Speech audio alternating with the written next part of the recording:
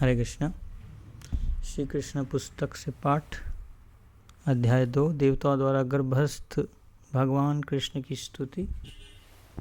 Prayers by the demigods for Lord Krishna in the वोम।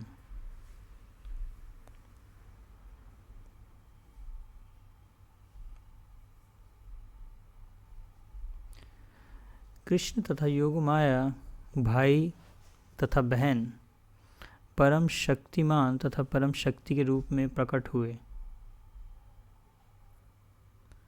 यद्यपि शक्तिमान तथा शक्ति में कोई स्पष्ट अंतर नहीं है, तो शक्तिमान शक्ति में ऊपर जी बोलने कुछ समझ नहीं आता कि क्लियर अंतर क्या है। स्पष्ट अंतर नहीं है और जस्ट अ सेकंड।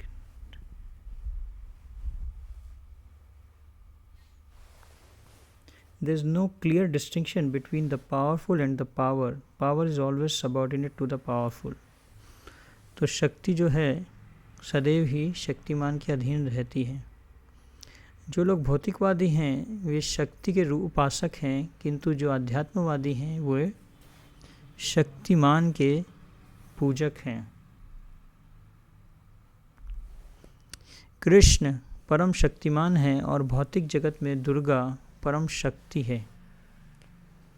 वास्तव में वैदिक संस्कृति में लोग शक्तिमान तथा शक्ति दोनों की एक साथ पूजा करते हैं। विष्णु तथा देवी के ऐसे लाखों मंदिर होंगे और कहीं कहीं तो इन दोनों की एक साथ पूजा की जाती है। शक्ति दुर्गा अथवा कृष्ण की बहिरंगा शक्ति के उपासकों को सरलतापूर्वक सभी प्रकार की भौतिक सफलताएं प्राप्त हो सकती हैं, किंतु यदि कोई आध्यात्मिक दृष्टि से ऊपर उठना चाहता है तो उसे कृष्ण भावनामृत कृष्ण चेतना के अनुसार शक्तिमान की पूजा करनी चाहिए। तो अगर किसी को भौतिक इच्छाएं पूरी करनी है तो उसको कहाँ जाना चाहिए? शक्ति की पूजा करनी चाहिए भौतिक इच्छाओं के लिए, फॉर मटेरियल डिज़ायर्स। तो प्रभुपाद जी लिख रहे हैं यहाँ पे कि जो भौतिकवादी हैं वे शक्ति के उपासक हैं, अध्यात्मवादी शक्तिमान के उपासक हैं। कृष्ण शक्तिमान हैं और दुर्गा परम शक्ति हैं। वास्तव में वैदिक संस्कृति में लोग शक्तिमान तथा शक्ति दोनों की एक साथ पूजा करते हैं। तो आइडियली तो दोनों की एक साथ पूजा होनी चाहिए, शक्ति की भी और शक्तिमान की। प्रभुपाद जी बोल रहे हैं ये वैदिक संस्कृति ऐसी बताती है हमें कि दोनों की पूजा एक साथ होनी चाहिए। ये वैदिक कल्चर है। लेकिन वास्तव में वैदिक विष्णु तथा देवी के ऐसे लाखों मंदिर होंगे, कहीं कहीं तो इन दोनों की एक साथ पूजा की जाती है। शक्ति दुर्गा अथवा कृष्ण की बहिरंगा शक्ति के उपासकों को सरलतापूर्वक सभी प्रकार की भौतिक सफलताएं प्राप्त हो सकती हैं। तो जो लोग भौतिक सफलता चाहते हैं वो क्या करते हैं? बहिरंगा शक्ति जो माया देवी है, दुर्गा देवी है, उसकी क्या करते हैं? पूजा करते हैं। लेकिन जो प्रभुपाद जी बोल रहे हैं कृष्ण भावनामृत में आगे प्रगति करना चाहते हैं उनको क्या करना चाहिए? श्री कृष्ण विष्णु राम की उनको पूजा करनी चाहिए, उनकी भक्ति करनी चाहिए, शक्तिमान की भक्ति करनी चाहिए। भगवान ने योग माया से भी घोषित कर दिया कि उनका पूर्ण अंश अनंत या शेष देवकी के गर्भ में स्थित है। रोहिणी के गर्भ में बलपूर्वक ले जाए जाने के कारण वे संकर्षण कहलाएंगे। तो भगवान ने क्या बोला योग माया को कि उनका जो पूर्ण अंश है उनका नाम है अनंत शेष, देवकी के गर्भ में स्थित है। रोहिणी के गर्भ में बलपूर्वक ले जाए जाने के कारण वे संकर्षण कहलाएंगे। On account of being forcibly attracted to the womb of Rohini, he will be known as Sankarshan and will be the source of all spiritual power or bala by which one can attain the highest bliss of life, which is called Raman.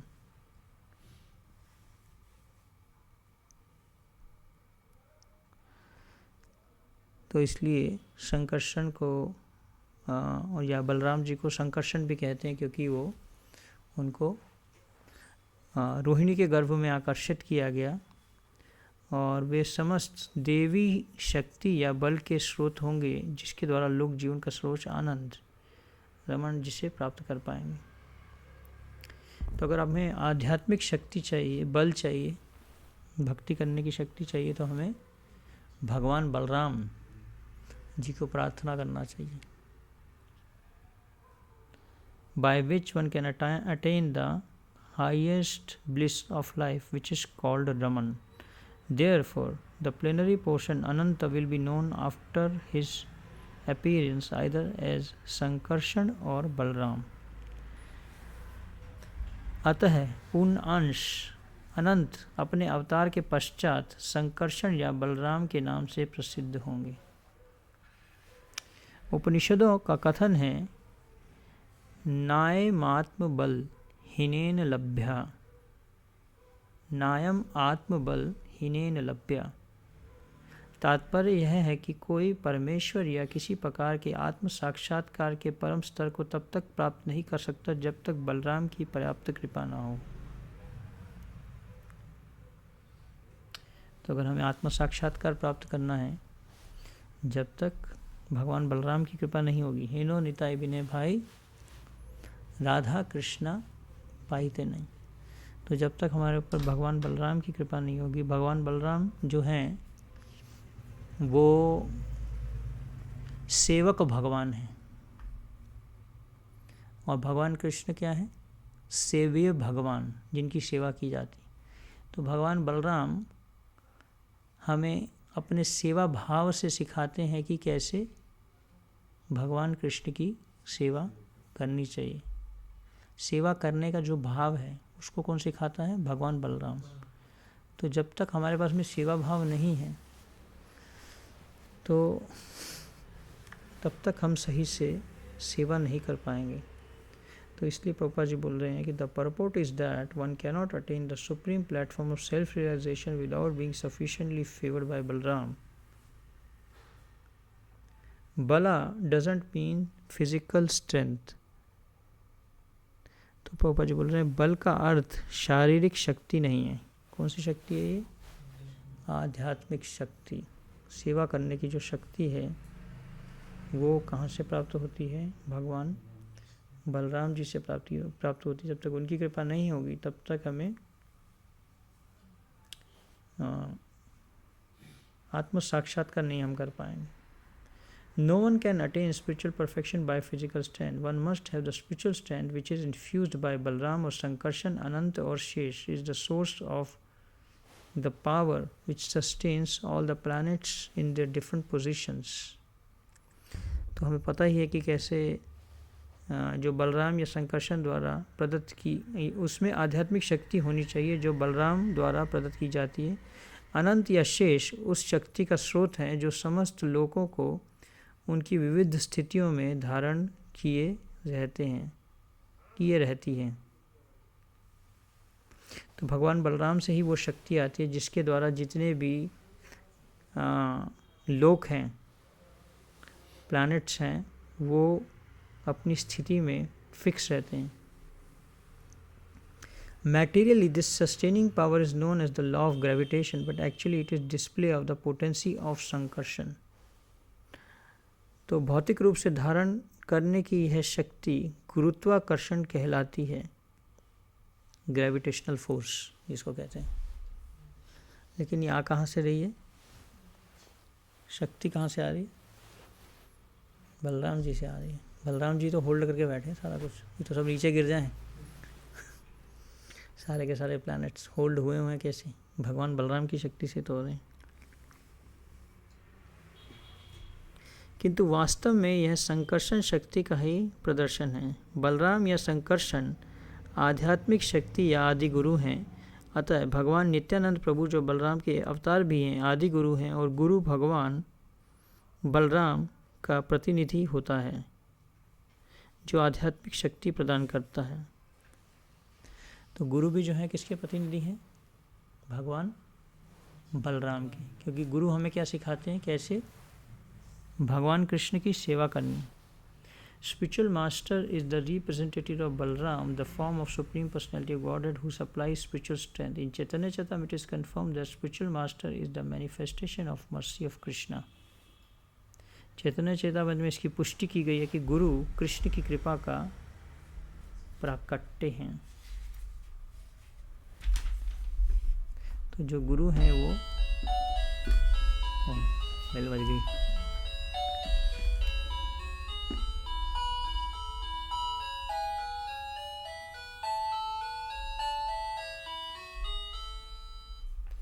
जब भगवान ने योग माया को इस तरह आदेश दिया तो उसने उनकी प्रदक्षिणा की और तब उनकी आज्ञा अनुसार वह इस भौतिक जगत में प्रकट हुई। तो जब भगवान कृष्ण ने ऐसा उनको आज्ञा दी योग माया को, योग माया जो है उन्होंने भगवान कृष्ण की परिक्रमा की और इस प्रकार से जो है वो भौतिक जगत में appeared within this material world according to his order. तो उनके आदेश के अनुसार जो है आज्ञा अनुसार योग माया भौतिक जगत में प्रकट होती हैं। जब भगवान की परम शक्ति योग माया ने शेष को देवकी के गर्भ से रोहिणी के गर्भ में स्थानांतरित किया तो लोगों ने समझा कि देवकी का 7वां गर्भ विनष्ट हो गया है। तो योग माया ने क्या किया, देवकी के गर्भ में बलराम जी का जन्म हुआ तो वहाँ से योग माया ने उनको ट्रांसफ़र कर दिया माता रोहिणी के गर्भ में। तो सबको लगा कि 7वां पुत्र जो है वो नष्ट हो गया, मारा गया, विनष्ट हो गया। इस तरह यद्यपि बलराम देवकी के पुत्र के रूप में अवतरित हुए किंतु रोहिणी के गर्भ में स्थानांतरित किए जाने के कारण उनके पुत्र कहलाए। जन्म कहाँ हुआ, देवकी के गर्भ में हुआ, लेकिन क्योंकि उनको वहाँ से उनको ट्रांसफ़र कर दिया, पैदा होता ही उनकी ट्रांसफ़र हो गई, जैसे पैदा हुए उनकी ट्रांसफ़र हो गई, है ना। लोगों की जॉब में ट्रांसफ़र होती रहती, कभी इधर कभी उधर कभी उधर, लेकिन यहाँ भगवान बलराम जैसे ही पैदा हुए देवकी के गर्भ में तुरंत उनको ट्रांसफ़र कर दिया गया।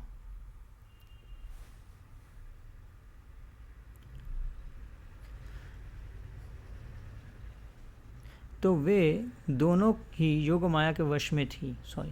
जब भगवान की परम शक्ति योग माया ने शेष को देवकी के गर्भ से रोहिणी के गर्भ में स्थानांतरित किया तो वे दोनों ही योग माया के वश में थी, जिसे योग निद्रा कहते हैं। जब ऐसा हो चुका तो लोगों ने समझा कि देवकी का 7वां गर्भ विनष्ट हो गया है। तो दोनों की दोनों जो है निद्रा में थी, देवकी भी योग निद्रा में चली गई और रोहिणी भी योग निद्रा में चली गई, और इतने में उन्होंने जो है अपना भगवान बलराम जी को ट्रांसफ़र कर दिया। जब ऐसा हो चुका तो लोगों ने समझा कि देवकी का 7वां गर्भ विनष्ट हो गया है। इस तरह यद्यपि बलराम देवकी के पुत्र के रूप में अवतरित हुए किंतु रोहिणी के गर्भ में स्थानांतरित किए जाने के कारण उनके पुत्र कहलाए।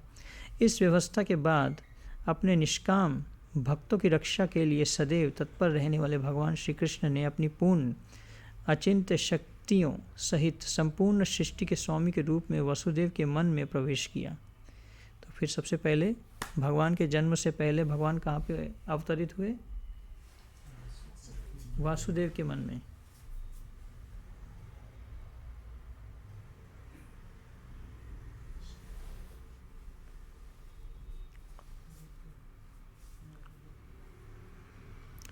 इस प्रसंग में यह ज्ञातव्य हो कि भगवान कृष्ण पहले वासुदेव के निष्काम हृदय में प्रविष्ट हुए और तत्पश्चात देवकी के हृदय में स्थानांतरित हुए।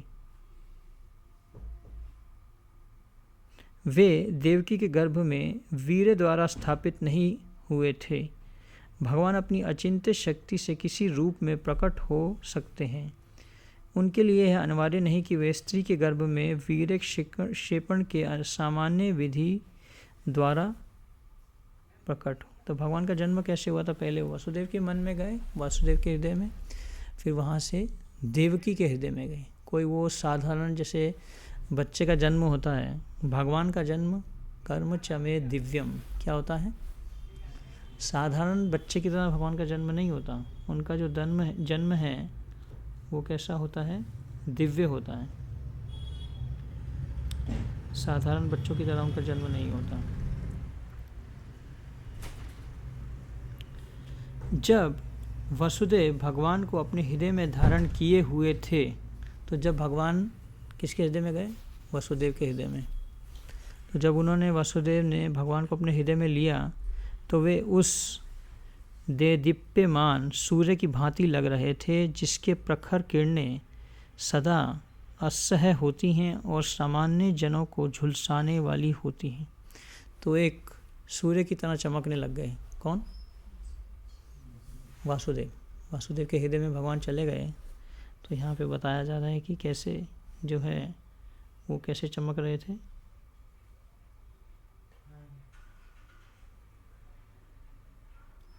Just a second. Yeah.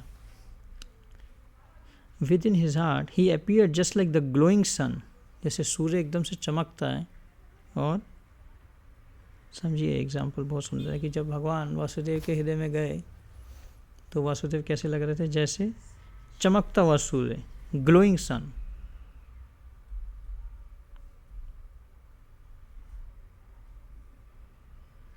यहाँ पे बताया जा रहा है वसुदेव के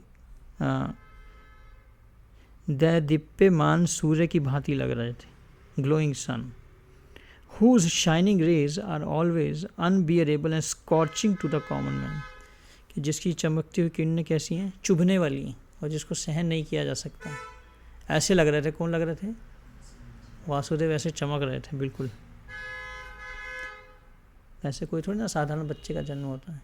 लोग भी बोलते हैं भगवान का भी तो जन्म हुआ, ऐसे बोलते हैं लोग, भगवान का जन्म कैसा हुआ? कोई थोड़ी ना साधारण बालक की तरह जन्म हुआ। पहले वो वासुदेव के मन में गए, फिर वो एक सूर्य की तरह चमकने लग गए। The form of the Lord situated in the pure unalloyed heart of Vasudeva is not different from the original form of Krishna. तो यह जो स्वरूप था भगवान का, यह कृष्ण के स्वरूप से अभिन्न था। The appearance of the form of Krishna anywhere and specifically within the heart is called धाम। तो उसको बोल रहे हैं धाम। वासुदेव के हृदय में भगवान प्रकट हुए। जहाँ पे भगवान प्रकट होते हैं उसको क्या कहते हैं? धाम कहते हैं। तो उसी प्रकार से यहाँ पे भी यही बोला जा रहा है कि वसुदेव के शुद्ध निष्काम हृदय में स्थित भगवान का रूप कृष्ण के आदि रूप से भिन्न नहीं था कहीं भी, और विशेष रूप से हृदय के भीतर श्री कृष्ण के रूप का उदय धाम कहलाता है। धाम refers not only to Krishna's form but also to his name, qualities and paraphernalia. Everything becomes manifest simultaneously. तो धाम मतलब कि कृष्ण का केवल रूप ही नहीं है अपितु उनके नाम, गुण तथा साज समान का भी बोध होता है। अतः सब एक साथ प्रकट होता है। तो इसको धाम कहते हैं। किसको? जब भगवान जहाँ पे प्रकट हुए। तो पहला भगवान का प्राकट्य कहाँ हुआ? शुद्ध भक्त के हृदय में। कृष्णा से तोमार कृष्णा दीते पारो तोमार शकति आज। तो भगवान जो है, जैसे प्रभुपाद जी थे, वो अपने हृदय में भगवान कृष्ण को लेके गए। जहाँ पे भी गए उन्होंने बौरी स्ट्रीट नामक स्थान, जहाँ पे हर प्रकार के जघन्य पाप होते थे, वहाँ पे भी जाके उसको क्या बना दिया? धाम बना दिया उसको। प्रभुपाद जी ने अपने कृष्ण को कैरी करके लेके गए। Thus, the eternal form of the Supreme Personality of Godhead with full potencies was transferred from the mind of Vasudev to the mind of Devaki. तो इस प्रकार से जो है जितनी भी भगवान की शक्तियाँ थी वो कहाँ पे गई? वासुदेव के मन से देवकी के मन में गई। Exactly as the setting sun's rays are transfer to the full moon rising in the east. तो इस प्रकार से कि जैसे सूर्य अस्त हो रहा है और चंद्रमा का उदय हो रहा है, उस प्रकार से सूर्य की किरणें पूर्व में उदय होने वाली पूर्ण चंद्रमा में चली जाती हैं। Krishna, the Supreme Personality of Godhead, thus entered the body of Devaki from the body of Vasudeva without being subject to any kind of condition of an ordinary living entity. तो कोई भी ऐसी उसमें दिक्कतें नहीं आई कि जैसे साधारण मनुष्य में होता है। कृष्ण जो है वासुदेव के शरीर से देवकी के शरीर में प्रविष्ट हुए। वे सामान्य जीव की परिस्थितियों से परे थे।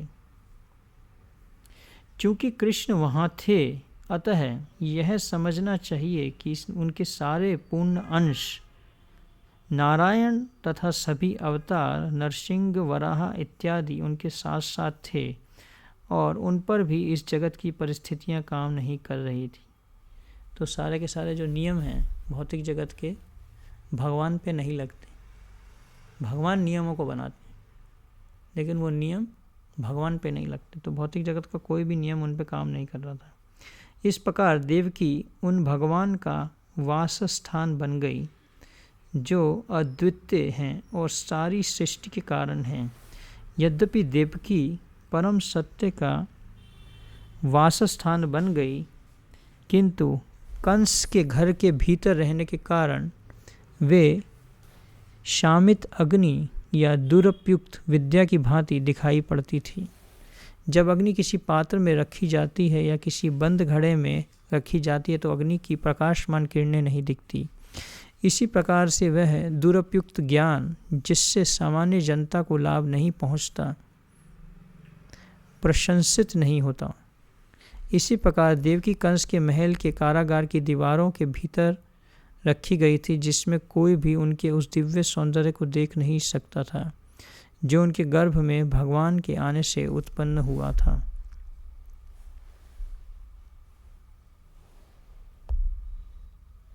तो इस प्रकार से लग रहा था कि देवकी ऑल्दो देवकी के हृदय में भगवान थे, है ना, लेकिन वो कैसे लग रही थी, जैसे एक मटके में सूर्य की किरणों को बंद कर दिया जाए या अग्नि को बंद कर दिया जाए। तो इस प्रकार से जो है वो इतनी कोई उनकी सुंदरता को देख नहीं पा रहा था। किंतु कंस ने अपनी बहन के इस दिव्य सौंदर्य को देखा और वह तुरंत इस निष्कर्ष पर पहुंचा कि भगवान ने उसके गर्भ में शरण ले ली है। तो इस प्रकार से कंस ने देखा कि उसको समझ आ गया कि अभी भगवान जो हैं जन्म ले चुके हैं। Big chapter. भगवान ने उसके गर्भ में शरण ले लिया। इसके पहले वह इतनी अधिक सुंदर कभी नहीं लग रही थी। तो कंस इसको देखा कि इससे पहले जो इतनी सुंदर तो नहीं लग रही थी, लेकिन अभी लग रहा है कि स्वयं भगवान कृष्ण ने जो है देवकी के घर में जो गर्भ में जन्म ले लिया है। उसे अतः कंस विचलित हो गया।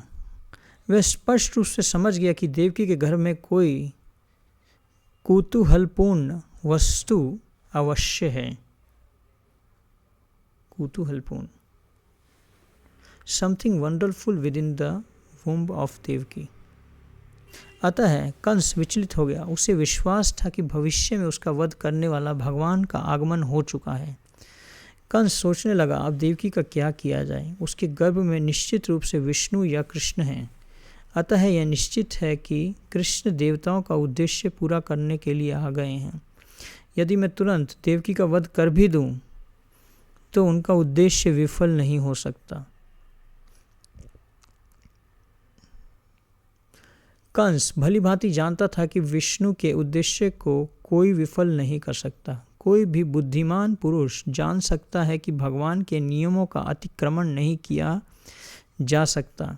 सारे असुर चाहें कितने ही विघ्न क्यों न डालें, भगवान का उद्देश्य पूरा होकर रहेगा।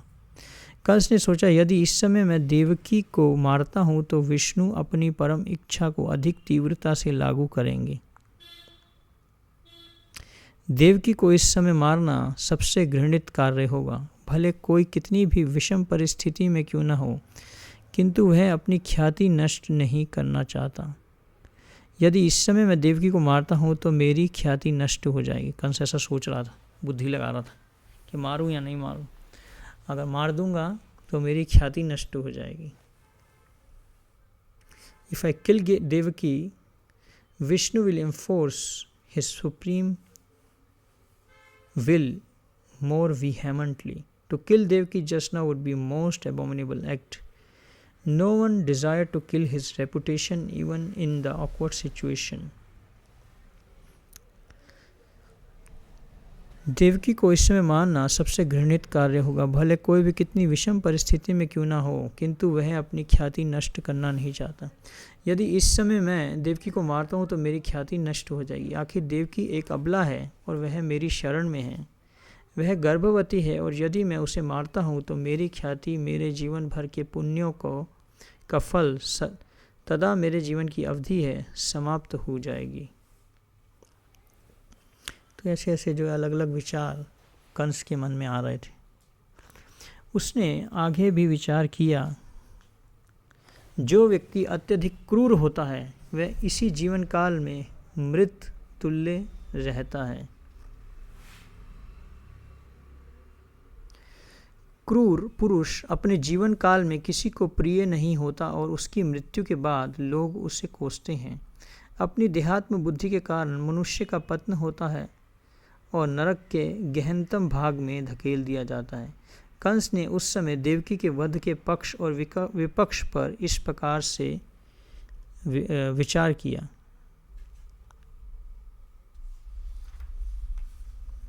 अंत में कंस ने देवकी को तुरंत ना मार कर अपरिहार्य भविष्य की प्रतीक्षा करने का निर्णय लिया। तो उसने सोचा कि मैं भविष्य के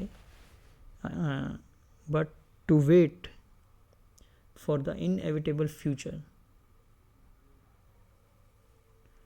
किंतु उसका मन भगवान के प्रति शत्रुता से भर गया।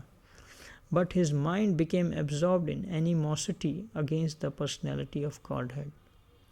यह धैर्यपूर्वक शिशु जन्म की प्रतीक्षा करने लगा जिससे वह उनका वध कर सके, जैसा कि उसने देवकी के अन्य बालकों के साथ किया था।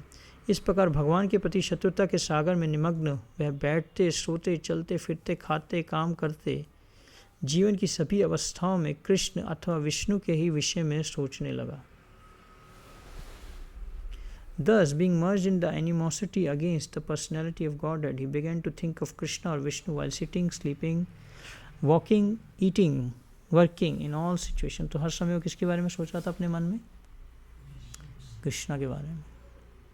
लेकिन किस भाव से सोच रहा था? शत्रुता के भाव से, ईर्ष्या के भाव से सोच रहा था। उसके मन में शत्रुता थी, उस भाव से ऐसा सोच रहा था। तो कई लोग बोलते हैं कि असली में कंस दिखाता है कि वो हमें कैसे कृष्ण कॉन्शियस होना है। सोते, खाते, बैठते, कुछ भी देखता था, शीशा भी देखता था तो कृष्ण दिखते थे उसको। तो इस प्रकार से जो है वो भक्त को कृष्ण भावनामृत होना चाहिए, कृष्ण भावना भावित होना चाहिए कि वो हर समय कुछ भी देखे वो उसको किससे जोड़े? कृष्ण कॉन्शियसनेस से जोड़े। His mind became so much absorbed with the thought of the Supreme Personality of Godhead that indirectly he could see only Krishna or Vishnu around him. Krishna अथवा विष्णु के ही विषय में सोचने लगा। उसका मन भगवान के विचार में इतना लीन हो गया कि उसे अपने चारों ओर विष्णु या कृष्ण ही दिखते। ऐसे उसको हर समय कृष्ण ही दिख रहे थे, विष्णु ही दिख रहे थे। जो कुछ भी कर रहा था, जहाँ भी जा रहा था, बार बार विष्णु दिखाई दे रहे थे, कृष्ण दिखाई दे रहे थे, कुछ भी करता था। तो जिससे हम attraction and aversion both are wrong. अगर हम किसी चीज़ से आकर्षित हो जाते हैं, है ना, तो बार बार फिर हम उसी के बारे में सोचते रहते हैं, या एवर्स हो जाते हैं, उसके बारे में सोचते रहेंगे। तो वैसा ही यहाँ पे जो है ये एवर्जन, कैसे कंस जो है हर समय कृष्ण के बारे में ही सोचने लगे ऐसे ही हमारा मन होना चाहिए। अपने मन को ऐसा ही बनाना है जिसमें हम हर समय भगवान के बारे में सोचें, कृष्ण के बारे में सोचें। इसलिए हम नवदा भक्ति जो करते हैं उसमें हर समय इस तरीके से करते हैं कि हमारा मन अलग अलग तरीके से भगवान में ही लगा रहे। दुर्भाग्यवश यदि उसका मन विष्णु के विचार में इतना लीन था तथापि वह भक्त नहीं माना जाता, क्योंकि यह कृष्ण की शत्रु के रूप में सोचता था। तो he was thinking Krishna as an enemy, शत्रुता का भाव था। महान भक्त के मन की दशा भी ऐसे ही होती है, प्रभुपाद जी लिख रहे हैं आगे, है ना। The state of mind of a great devotee is also to be always absorbed in Krishna. But a devotee thinks of him favorably, not unfavorably. To think of Krishna favorably is Krishna consciousness, but to think of unfavorably is not Krishna consciousness. तो प्रतिकूल किंतु भक्त भगवान के बारे में अनुकूल रूप में सोचता, प्रतिकूल नहीं। कृष्ण के अनुकूल सोचना कृष्ण भक्ति और किंतु कृष्ण के विपरीत सोचना कृष्ण भक्ति नहीं है। तो ये है कृष्ण भक्ति, अनुकूल सोचना और विपरीत सोचना। कृष्ण भगवान की, श्रील प्रभुपाद की।